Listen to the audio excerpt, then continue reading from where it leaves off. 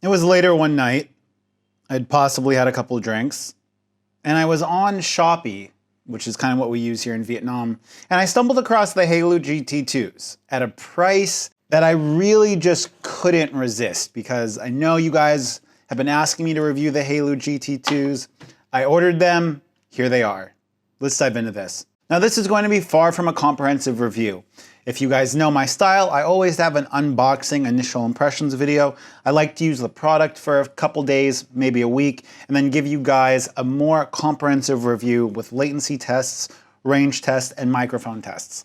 But today, it's simply the initial impressions and the hands-on. And if you guys are looking to read about this, I will have content on my website that you can read about, link in the description. And I will be posting pictures of these on Xiaomitography, so if you guys want to go check that stuff out, you can. First thing I initially saw when I was unboxing these is how the Xiaomi influence is just trickling through these companies that they're invested in. See, for those of you that might not know, Xiaomi is a large investor in both QCY and in Haylou. And as both of these companies are original design manufacturers or original equipment manufacturers in some cases, that means that Xiaomi leverages these companies to help Xiaomi produce their own headphones. Or that's what the rumors are, and that's what we can gather. And when I look at the Haylou GT2s, I'm immediately struck at something that's extremely close to the QCY T1C, and kind of departs from this ultra minimalistic design we had on the Haylou GT1s. The unboxing experience is identical to what we had for the Haylou GT1s, as well as identical to what we have on the QCY T1C. When I'm greeted with these headphones, the case looks extremely similar to the QCY T1C, except it's got an attached USB cable for charging, which I guess kind of eliminates the need for micro USB or complaining that it's not USB Type-C. Although I have a feeling that this cable is going to give me headaches later down the line.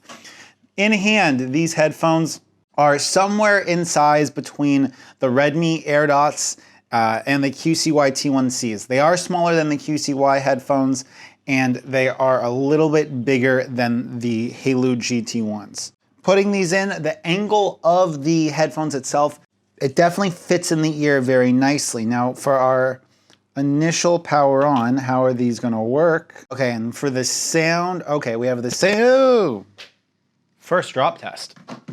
Actually, it didn't fall on the floor. And we do have the AAC audio codec. Let's go ahead and let's listen to some downloaded music.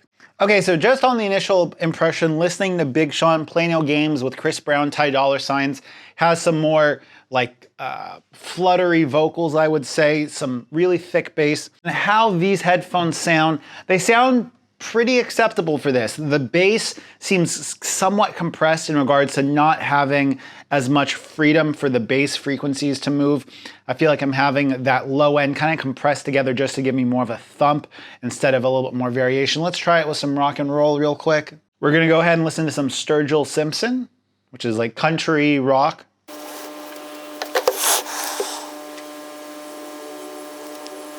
And I already had my first cutout between the headphones.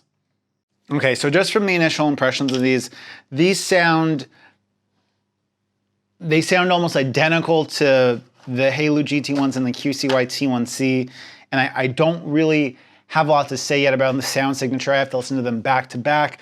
Initial impressions are, for the price, $15, okay.